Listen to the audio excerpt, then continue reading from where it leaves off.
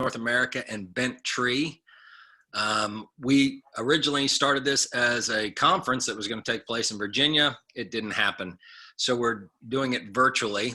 Our speaker today is Howard Brown. I know Howard very little. We met way back when I was in RUF, but I do know this about him. I know that he's from Charleston, South Carolina. I know he lives in North Carolina. I know he went to Clemson and is a rabid Clemson fan.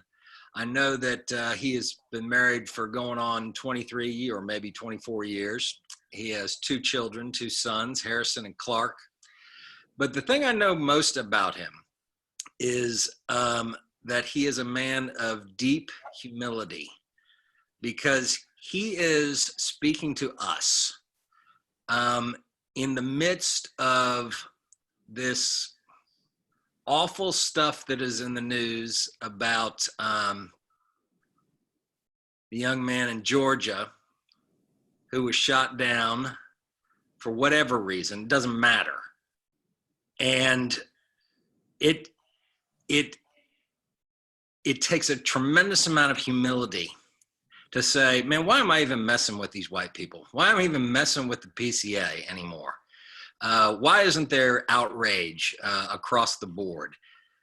And he's saying, no, I'm putting that aside, and because I'm about the kingdom of God. I want to see the kingdom flourish. I want to see us reach people with the gospel of the kingdom.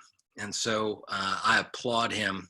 I'm thankful for him. I'm so looking forward to what we are about to do today. And so if we could, Tracy, could you unmute Paul Hahn and have him open us with prayer?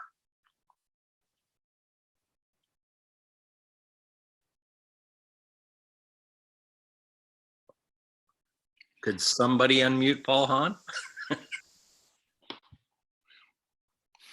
Yes, sir. Thank you, David. Thank you, Howard. Thank you, Tracy, and all our M&A staff. M&A is so thankful to partner with Bent Tree as an M&A affiliated ministry. Howard also works with us as staff with African American Ministries movement as a part of M&A, and we're so thankful that he's the associate coordinator now of that movement, working with Y Plummer.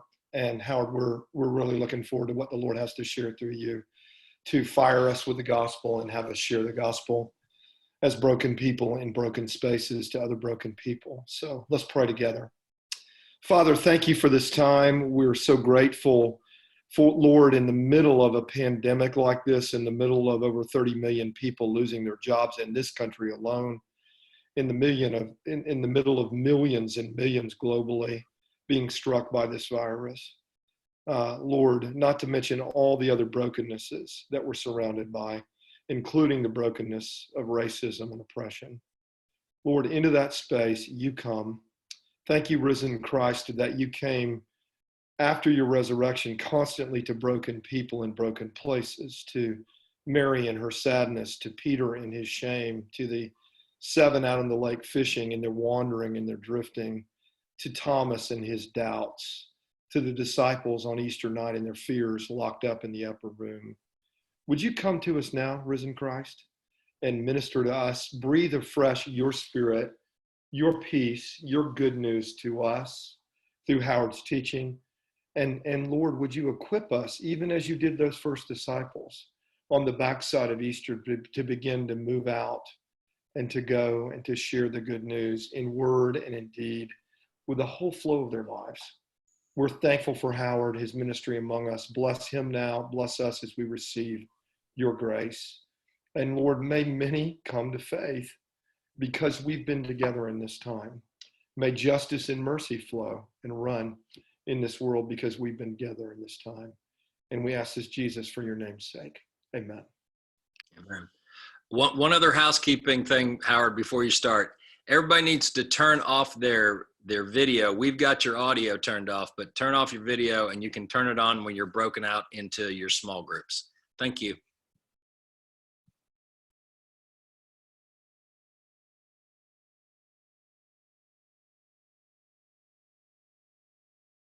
All right. Hello, everybody. Again, this is a little different, a little strange. to be doing these webinars, and glad I have an opportunity to hang out with you today. And let me just say some things ahead of time that, when I started getting into this talk, I realized that we're talking about evangelism. We're not just talking about, going on the beach with a tract and seeing somebody come to faith right there, which no less than that, but definitely seeing people come to faith and come into the faith, to be discipled, which does involve not only us going out to strangers, but strangers becoming brothers and sisters within the family of our congregations.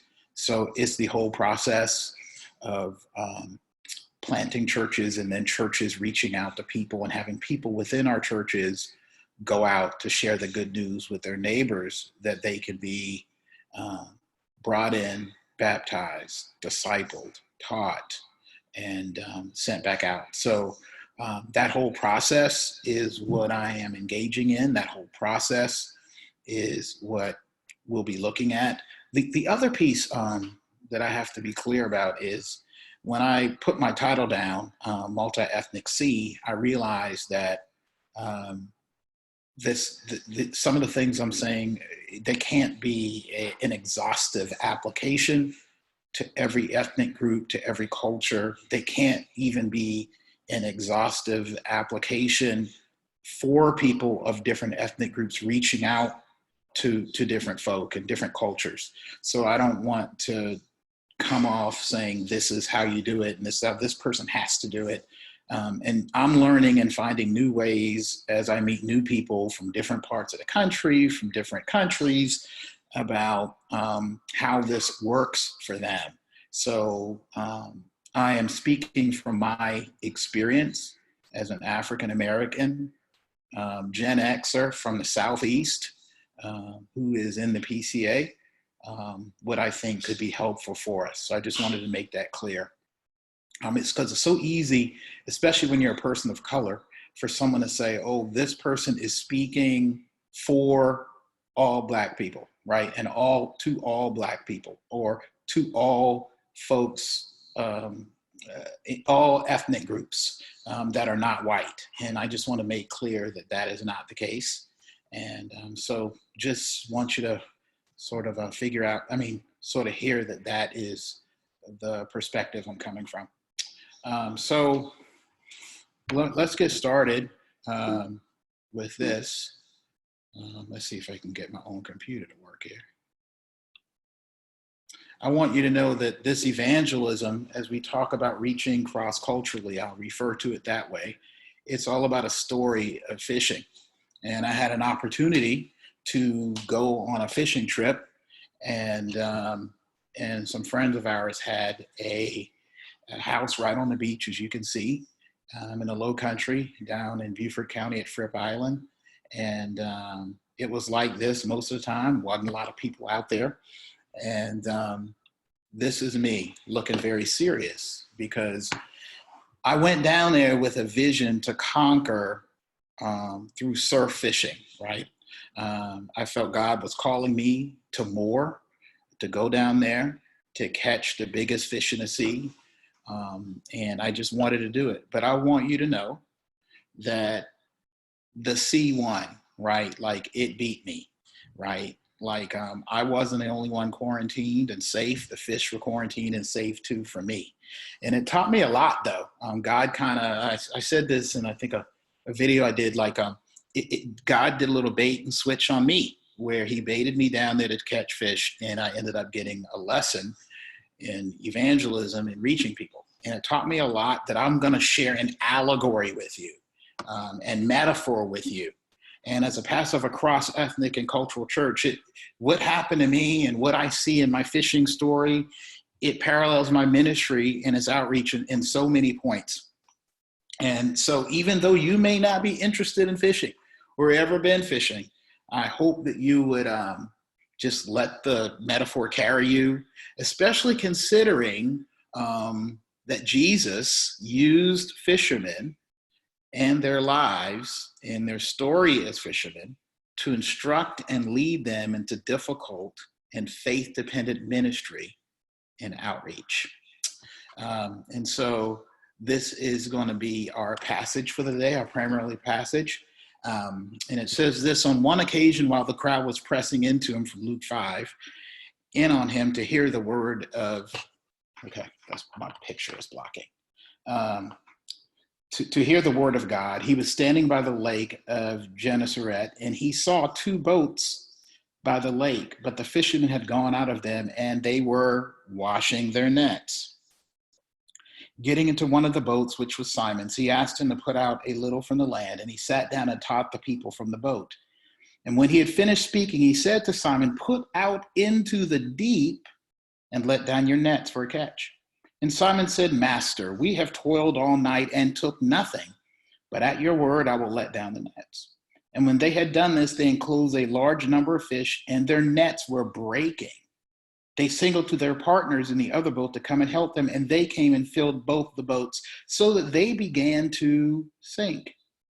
But when Simon Peter saw it, he fell down at Jesus' knees, saying, "Depart from me, for I am a sinful man, O Lord." For he and all who were with him were astonished at the catch of fish that they had taken. And so also were James and John, sons of Zebedee, who were partners with Simon. And Jesus said to Simon, "Do not be afraid. From now on, you will be catching men." And when they brought the boats to land, they left everything and followed him. And so this is our text for the day, for the most part, for us to read. And let me just say this, that there is no doubt that PCA pastors are well equipped, right? I was drawn to the PCA in large part because the ordination requirements and process, and then what I saw in Covenant Seminary's training of pastor, preacher first, theologian types, and then what I saw from our RUF campus minister, David Sinclair, who was a Covenant grad and ordained in the PCA, I thought, wow, these folk look well equipped to be fishers of men, to disciple people, to fulfill Matthew 28, right? And the call to bring people and build the church out of those who don't know Jesus. And by well equipped, let me tell you what I mean here is that we are professionals, right? We get paid or held at a professional level as ministers. If you look at this fisherman, he's not your everyday fisherman. He's got the logos on him. He's being sponsored by people. He's making his money. And so one thing about being a professional pastor or professional minister is we get an opportunity to be solely focused and given all the time and money to fish, right? To bring people into the kingdom. The other thing I realize is that we are extensively trained, right? We have a full toolbox and equipment, right? We're theologically and ecclesiastically well-grounded. We're held accountable by our presbyteries and what we believe. And trust me, if you say something maybe just a little out of the ordinary, they will check your stuff. So extensively trained. We're ready. We got everything we have.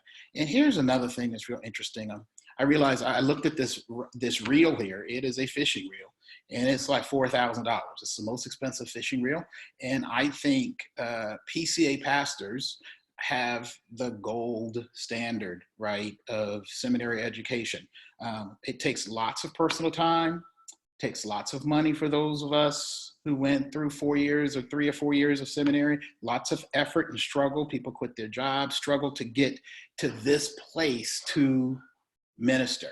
So this is just a background, a quick background of the kind of fishermen Jesus is calling to reach the world. We are well equipped, right? But, right, we are well equipped for a small pond, right? When I think about the PCA and I think about the PCA is one part of evangelical Christianity. It's a small pond. The PCA bell curve is monolithic culturally, socioeconomically, still 1% of the teaching elders are African American, and the membership is about 1%. And unfortunately, you realize how small a pond is because we were hitting the same people and same people groups. I recently did an RUF conference, and Clemson was one of the schools that was there. And some of the kids would come up to me and say, "Hey, do you know me? You went to Clemson with my mom and dad." And I was like, "Oh yeah, I know them." And there was like 4, 5, 6 kids whose parents went to Clemson with me. And then I realized something. Nothing had changed in 27 years. Like, we were catching from the same pond, right? With the same stuff. We had not gone much deeper like Jesus commanded disciples. We hadn't cast our nets any further. And I looked out, and it was the same amount of African Americans. And let me just say this, and it's hard for those who aren't able to see it and interpret it, the same kind of African Americans. It was me and Anthony Bradley, the same 2 types of Black guys out there in the group. It just didn't seem like much had changed. And we hadn't reached that many nations within our nation because there's only but so many, let me be careful how I say this, species, right, of catch within our small pond, okay? And we've chosen, based on our equipment, to fish in this pond. Howard, it's about time for a breakout. Oh, really? Yes. Oh my gosh. Okay, it's time for a breakout. All right, let's go to breakout. I'll come back.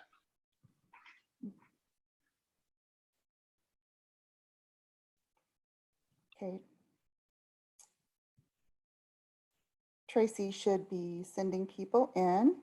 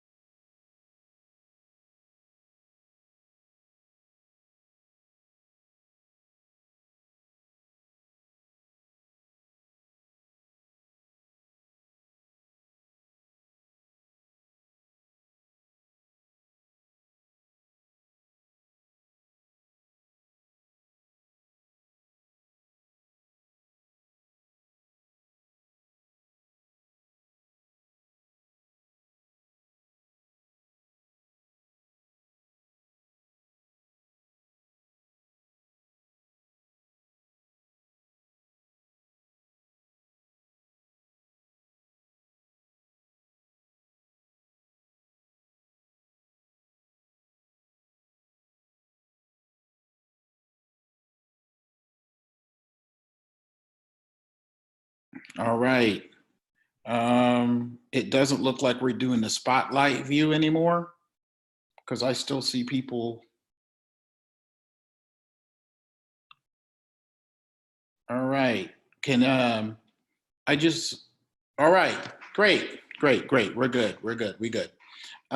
So we've discovered that we're pretty much equipped for a small pond, um, and and what we have and what we've been equipped with oftentimes is not um, adequate outside of our small pond. And here's the thing about the small pond I want to clear up is small pond thinking sometimes equals a small pond faith, which means within our denomination, right?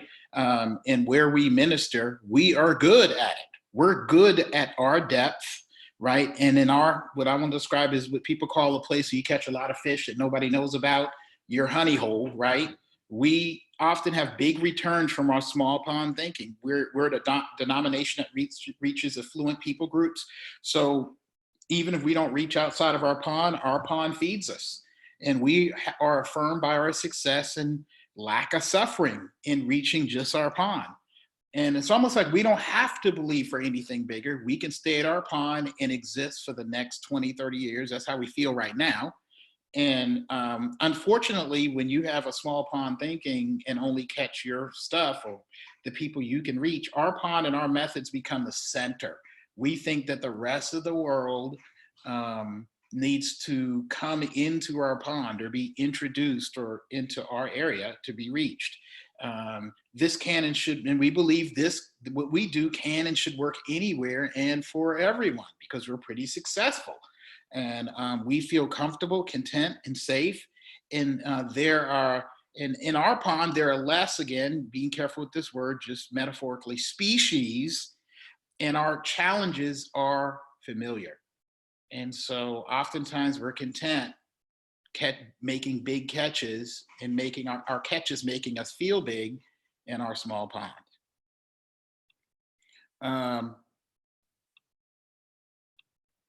But we know, right? And desire more than our small pond. That's why we're even here today. That's why we have M&A. That's why we have MTW. We believe and know there's more out there. Why? Because Jesus, of course, Jesus tells us, right? And we have the Luke 5:1-5 passage, and I'm not going to go back through it again. But once again, Jesus says, go out, go deeper. There's more, right? Go out. There's more than just what you've experienced in your fishing attempts, in what you've done. And he shows them that. The other passage, of course, is our Matthew 28 passage, and we hear this scripture, and he says, go out into all the nations, make disciples of all nations, right? And so we know Jesus tells us, but there's some other things that informs us that may not be as biblical and even as godly. So our personal desires drive us, and so we come to these conferences and these talks about reaching cross-culturally and reaching outside of our ethnic groups and reaching outside of our ponds.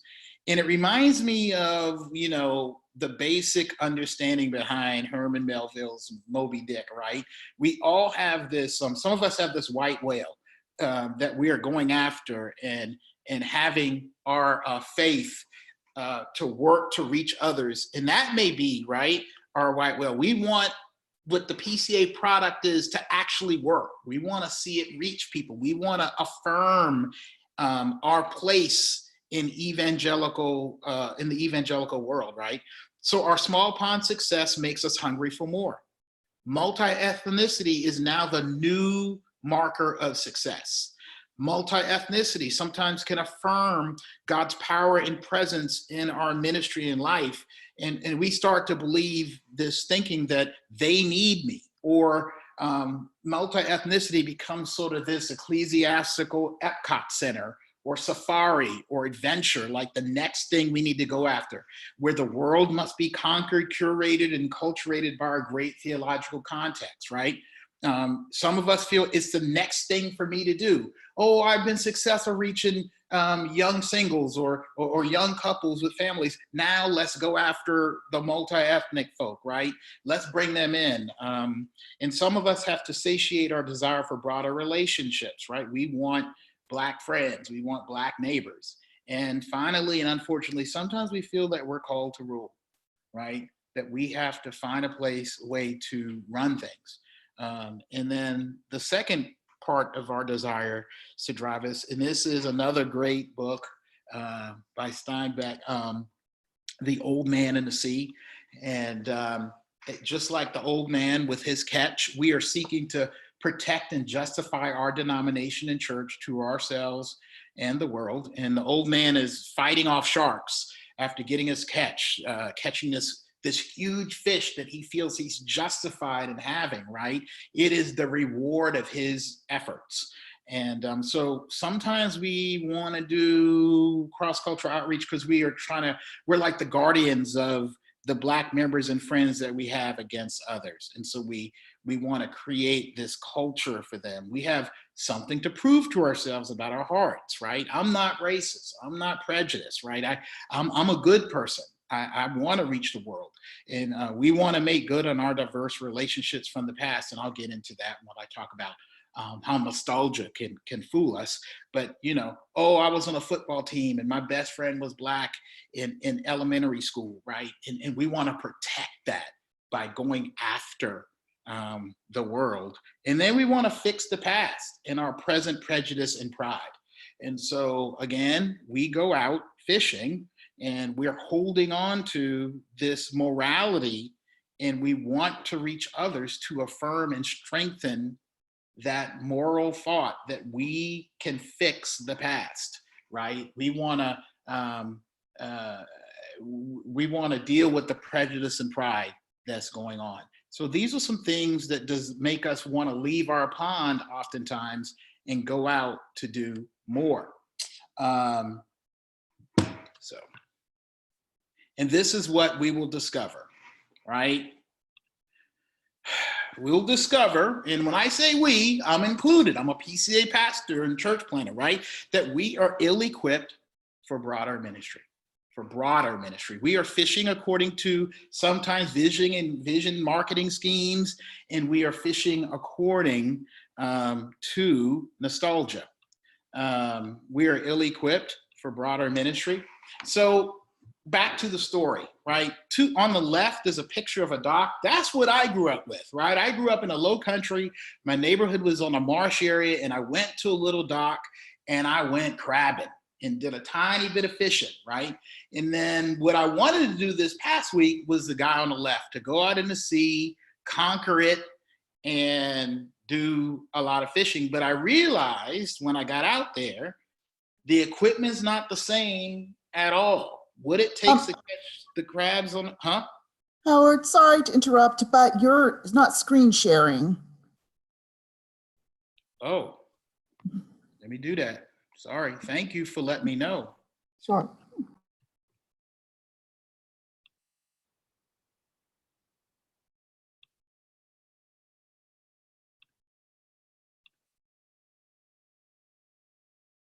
Is it sharing now? Okay, sorry, y'all. And it's not on Spotlight View, but anyway, maybe it is now. I guess I was in my own world. So thank you, guys. So one thing I realized, we're ill-equipped for broader ministry. And if you look, that's what I grew up with on the left, right? And this is what I wanted to do on the right. I would do simple crabbing from there, maybe a little shrimping, some fishing from the little dock I grew up around. And when I got out there, I realized this ain't the same equipment, right? You're not going to get the same stuff. You need to change what you have. I was ill-equipped for the second thing. And here are some more story I want to tell you guys.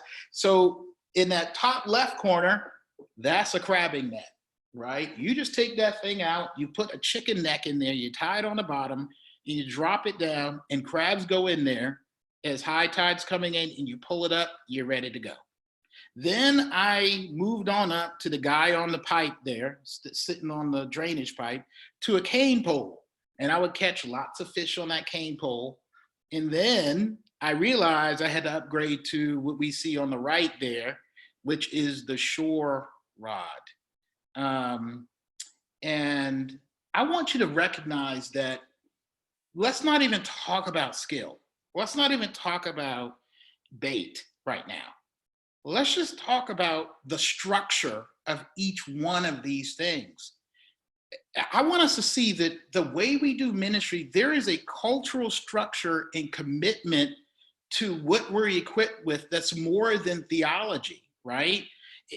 They can't reach or hold the diversity that you may want or Jesus is bringing to us. We just don't have and haven't committed to getting what we need to actually reach a broader community, right?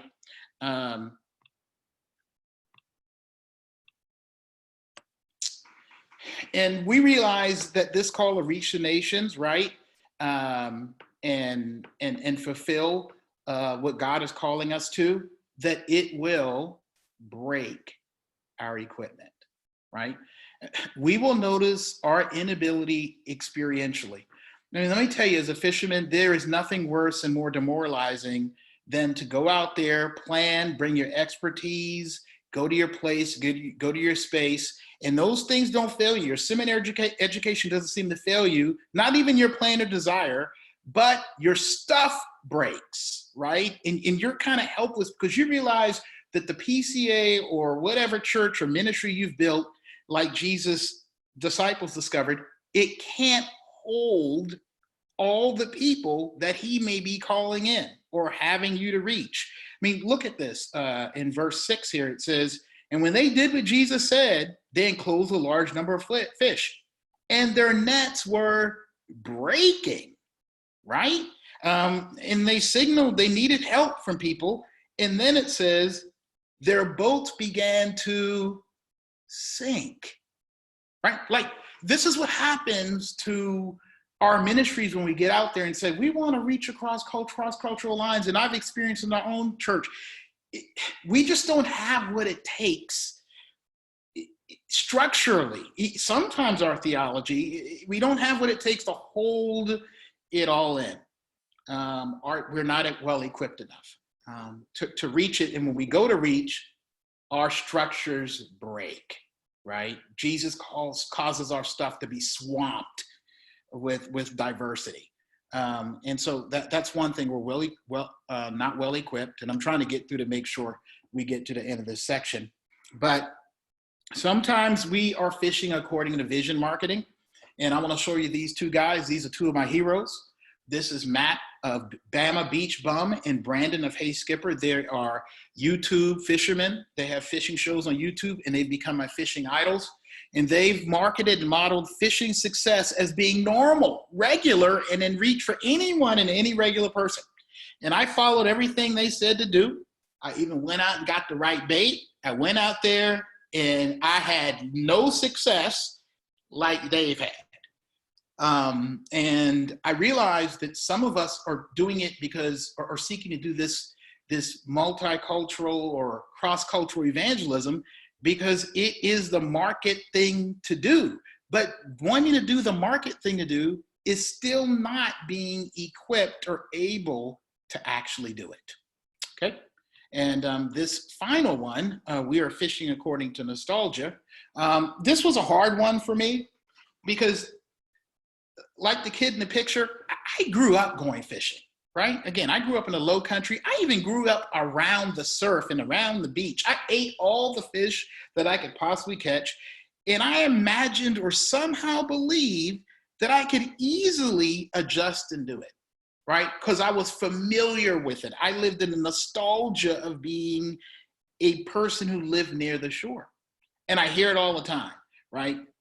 Some of my best friends are Black, right? I had a Black roommate in college. I was on a football team, lots of Black people. I was poor too, or like some of us most of us who grew up in the Southeast, we lived in a Southern culture where Blacks and whites were together, though incredibly separated, right? Some people even say, I listened to the music I watch the Black TV shows. I watch Blackish every week, you know? And you sort of have this nostalgic understanding of doing outreach, but nostalgia is about know about, but it's not really know how, right? I can think about my mama's cooking, and I've done this so many times, where I'll go in and I'll say, I know how to cook this. My mom cooked this for me every day. And I'll go in and try to cook, thinking about the taste, right? Thinking about the love, thinking about the experience. And when I get there, no, it don't work, right? So many of us, especially in the South, are living according to the nostalgia and not really know-how and how to do it. And so this is supposed to be the next session. So if we want to Yes. go and break, that'd be great. Yes, we'll do breaks.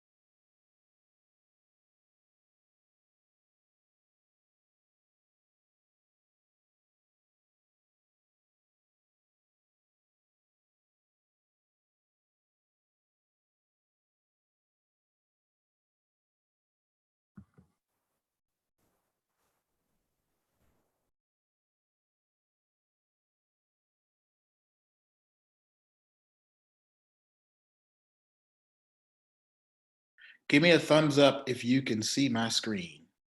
All right, good.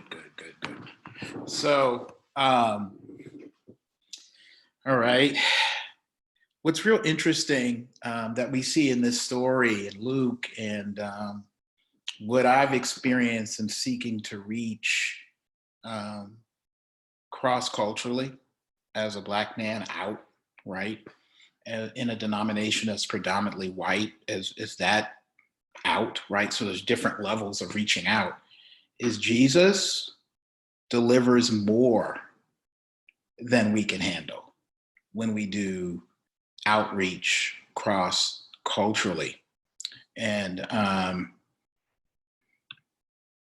what's interesting is he attracts the whole world, right? He attracts a world to us through multiple means. And so again, just bringing this text back, hey, with Jesus in your boat, your nets are gonna break, right?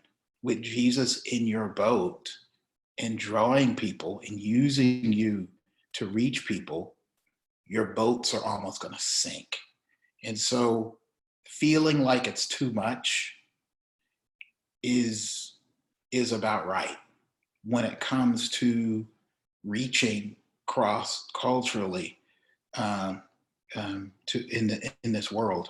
And so yeah, when I went fishing, it was too much. Like I hooked some things I couldn't pull up. It was ridiculous going to the ocean from a pond and from a little creek that I grew up in fishing, right? And I think that happens to us a lot, and it creates a lot of discouragement. And so we'll talk about that some more. And then what you realize is there are so many different people. This is what I mean by Jesus gives us more than we can bear. Is there's what allure of the gospel are you going to preach and teach and put out there? And by allure, I'm not just talking about your sermons. I'm talking about conversation pieces. What are you offering in hospitality to people? What sort of connection and bridges do we have for people? And as you can see from that picture right there, you got live bait, which are worms, and you got some really sort of sophisticated lures there. And the bait is based on who you're actually trying to reach, right? And who you could possibly reach, right? So after this bait catch, Simon says, Jesus, get away from me, like I'm sinful. And then they're astonished at the catch of fish that they're taking. So they're astonished at the fish, right? And then Jesus says this, do not be afraid. From now on, you will be catching men. What? You should be afraid, right? Like, if this is what happens in catching fish, what's going to happen when Jesus starts bringing people to them, right? In parallel to the fish. You think fish are hard to deal with. Imagine a net filled with different kinds of people. Now, this was an interesting transition in this passage that I wanted to bring to you, is that if you look right after this passage, and it says they left everything and followed him, Jesus takes them fishing, right? From the small pond to the big ocean. And who are the first three catches that Jesus gets? Number one, there's the leper, right? And what's the leper want? Make me clean. Right? That's the allure of the gospel. Jesus can come and make the leper, who, let's be honest, he goes to one of the cities, right? He goes to a crazy place, and there is a man who probably has to live on the outskirts of the city. This is a rejected person. This is a person people don't go to in the city, and he goes straight to that person. And the allure is, I'm going to make you no longer alienated, right? I'm going to deal with your oppression. Right? That's the bait to this guy. Then he goes to somebody else, right? And he goes to a paralytic once again. somebody who would be on the outskirts of the city, somebody who's broken, somebody's hurt, and they bring him, and what does he need? He needs healing for his legs, so that he can live the way he has to live, right? And then finally, he goes to a tax collector, and he goes straight to one of the most sinful people in the community and to the community, and he reaches them. And then here's what's funny. Jesus's allure with Matthew is the fact that Matthew can bring his friends, right? There is this great feast, and he has a large company of tax collectors and others, and Jesus is reclining with them. And so you see the whole message of outreach cross-culturally to those who we would not normally hang with or be with. And I'm looking at each one of these situations right after this passage, and the bait is different, right? The allure, the calling, the connection is so different. And I think that we have to be willing to invest in that. I remember I went to when I went fishing, I went online and I bought this specialty squid thing. And I was sure that those ignorant fish in South Carolina would love my big time, bought online, super squid. And it didn't work. I was out there the whole day, not one bite. And I went to the local bait shop, and the lady in there said, they eat the local bait shrimp. And I'm like, great, same old shrimp. Yes, that's what they want. So I put it out there and I caught him, right? And I think sometimes from our world, we come in and we assume they're going to love what we have because it is so amazing. I've spent 4 years getting this. You want what I have to talk about, right?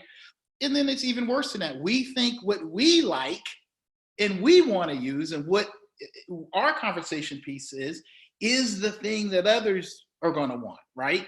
And not that we don't share our testimonies, but we aren't connecting to the broader conversations that are going on around us. And so one thing I also realized, and if you look at this passage, these fishermen, they've been fishing all night, y'all. I don't know. I was looking at some studying on how to catch fish, and one article said fish feed nocturnally, a lot of them. So going out at night or at dusk, right before dark, or early in the morning, right? And I'm thinking, but I'm resting. I don't want to go early in the morning. But that was where, and then they're undercover and they're hidden behind the leaves, and I mean, underground structures, and you got to find them, and you got to put your bait in the right spot. And it made me think metaphorically, just sort of like, where do you find people? Like, where should you go fishing? And we see Jesus's method here. He goes to the darkest and heaviest times of places in their lives, right? He's in touch where they're broken, right? In the dark spots, in the hidden spots, not in the spots you see at work, but in the things that are really hurting and hurting them. And so I've been watching the TV commercials recently, now that COVID-19, the quarantine's going on. And you know what's making a comeback? The psychic connection, right? Those went away for a while. But now I'm seeing, hey, you want to know what's going on with your future? Call us. Why? Because people are stuck in spaces, dark spaces, dark places, broken, paralytic states, right? Some people are feeling very much like the leper. And so I think God is calling us to find where those places are, especially people of oppressed history. One thing I thought was real interesting, and so one bait attracts one, can neglect and repel the other. So if we look at the passage that we had about the paralytic, Jesus heals the paralytic, and it upsets the Pharisees the way he heals them, right? Because he says your sins are forgiven, right? Like, I promise you, the complications of reaching cross-culturally, in especially out of one church, is that the one bait for others, the one allure for others, is going to be upsetting to another group. And this is going to spell out in the end here. Among African Americans and even our Korean and Asian members, we have encouraged like tribal meetings. I hate to use that term. I just can't think of one right now. Well, we have something called a blackout. We have beans and greens, and it's really African Americans getting together and enjoying food, culture, and time together. Now, when I say that, and it's happened in our congregation and other people, when I share it, they're like, it seems that our white members feel suspect about that. Like, that's bad. You shouldn't have division. But that is that is the bait. That is the allure. That is reaching out to our people and giving them safe spaces to interact and enjoy one another. But it has come across as very offensive to people who seem to be more in a dominating privileged cultures. Why are y'all separating? This is supposed to be a multi-ethnic church. Well, this is how we reach one another, right? And so let me go to this next page here. And I'm going to put what's going to pop up are some pretty controversial things, right? So as these pictures pop up, this is what I'm talking about when we talk about basis of conversations. How do you feel about these things? What has the scripture said? Like, what is your message about Kanye West, right? PCA pastors, right? Have you thought about him? I mean, what is your message about police officers? Are they good? Are they bad? Should they be feared? Should they be respected? And why? Right? This is what I mean by bait. This is what's the difficult piece for us, and why the pond is where we like to go, because it's so difficult. Let me put some more pictures up. What about LGBTQ rights? What's our conversation on that? Not our rules, our gates. What's our conversation? What's our entry piece here? Here's a nice one on the American dream. Is that what we see as what we hope Christianity producing? That picture right there. Is that and this is a discussion point, right? Here's a Ahmaud Arbery, and he was the one who was shot recently in Brunswick, Georgia. Do we even know about him? Right? So here's what I mean by reaching cross-culturally. Will he make the sermon on Sunday? Probably not for most of our folk, because we don't even know what this story's about, right? And I'm not going to keep going. I can talk about Fox News. Some of our people don't say anything about Fox News, and it's crazy. But what is your take on it? If someone says, I need to be healed from what I saw on Fox News, I'm really troubled by it, do you have the equipment to say, or the heart to say, like the crippled man alienated by what's said by the so-called channel for most evangelical Christians, I understand you, right? This is outreach. Okay, Confederate flag. I don't have to say much about that. Is it good? Is it bad? Is it okay? Do you, like I've used Friday illustrations in my sermon. Why is this important, right? Like, and then my sons say, wait a minute, Dad, it's not a matter of race. This is just Fridays for old people, right? That's 20 years old, whatever. Stop talking about it. 25 years old, right? And then let me just split through a lot. Women's rights, Black Lives Matter is a huge one. Jesus' approach to the paralytic, let me heal you. To the person with leprosy, let me heal you, right? Let me enter your world. What about Black Lives Matter? Do these people have a place with you, and do you have a place with them, right? Do you even know how to negotiate this? Jesus hangs out with Matthew and all the sinners, but he can negotiate it and still be the Lord, right? Colin Kaepernick, right? It's just our music, and I don't even need to go there, right? It's amazing that the music that we've used as an attraction piece for our people of outside of our bell curve group,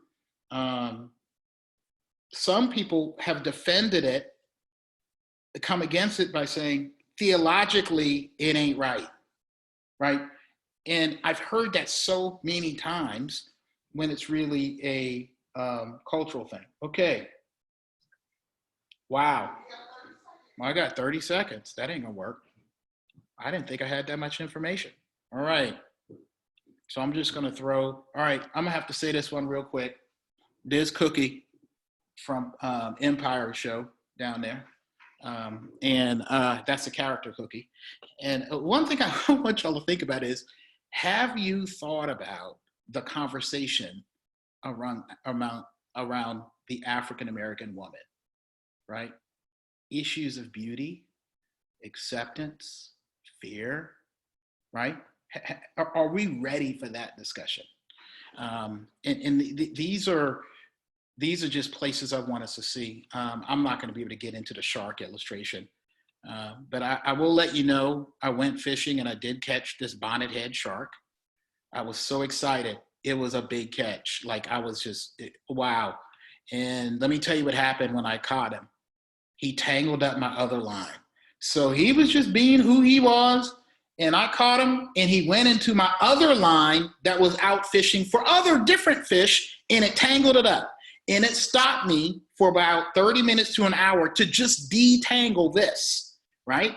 So let me let you know what this will mean. We will lose members and not grow as fast or as big, right? Can we slow down to do the outreach necessary? And are we willing to see people cut off and leave? Because it's going to happen, right? Because if you hook somebody else or bring somebody else in, others are going to feel neglected and tangled. You'll be accused of being liberal and be criticized. You will have to, and this is what I'm going to get to, you have to be trained, you have to follow, and you have to be re-equipped, right? That's what we're coming to. And as much money, time, and effort as we put in our seminary education to be PCA pastors, we're going to have to think about putting that same amount of time and effort to reach cross-culturally. I knew when I started this and started putting this thing together that I wasn't going to be able to get into everything. And I know we want to hear tactics and how we can get it done. But let me just say that this thing will break your strengths and it will reveal your weaknesses, right? Which tells me that it's a matter of our hearts, right? Are we willing to lose to gain, right? Are we willing to not have big churches as big churches? Are we willing to stop to tangle? Are we willing to enter situations where we have to say, I don't know. I just need to listen. It's a matter of the heart. And we can have another follow-up with this in some of this, but I just think we're afraid to lose what we idolize and what we want out of ministry. And so let me say this. Let me end this. This was never your fishing trip or about your catch, but evangelizing cross-culturally is about his invitation to join and watch him draw all kinds of people to him. And he's using our breaking, limited, boat sinking, can't do it alone ways. And it's sure to complicate your life kind of fishing trip. And so this is an invitation to have our hearts challenged and changed. And as our hearts are challenged and change, we'll believe more and more that God can use us to reach other people. But we're going to have to listen. And so hopefully, like with AAM, with our other ministries, we can commit to being re-equipped, reconnected to the gospel in a new way, and committed to doing cross-cultural ministry. So I have to end now. I rushed through the end there. There's a lot I needed to let you guys know today. But thank you for having me and giving me the chance to share with y'all. Love y'all. Howard, we're going to break out into small groups, and then we're going to come back for question and answer. So folks need to ask their questions on the chat. Go to your small group first, and then we'll come back in about 5 minutes and have an extended time of question and answer. And I'm sure there are going to be a ton of them. Sure. Thank you very much. All right.